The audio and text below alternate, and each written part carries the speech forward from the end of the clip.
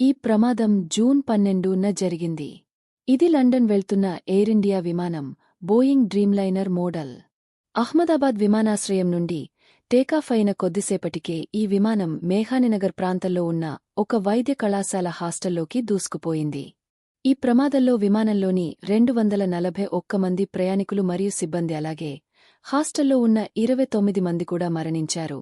దీంతో మొత్తం మృతుల సంఖ్య 270కి చేరింది. విమానంలో ప్రయాణించిన వారిలో ఒకే ఒక్క ప్రయాణికుడు, 40 ఏళ్ల బ్రిటిష్ జాతీయుడు విశ్విష్కుమార్ రమేష్ ప్రాణాలతో బయటపడ్డారు.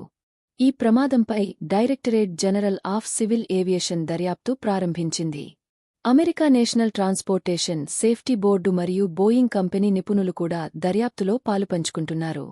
ప్రమాదం జరిగిన విమానం యొక్క 2 బ్లాక్ బాక్స్లు, ఫ్లైట్ డేటా రికార్డర్ మరియు వాయిస్ రికార్డర్ లభ్యమయ్యాయి.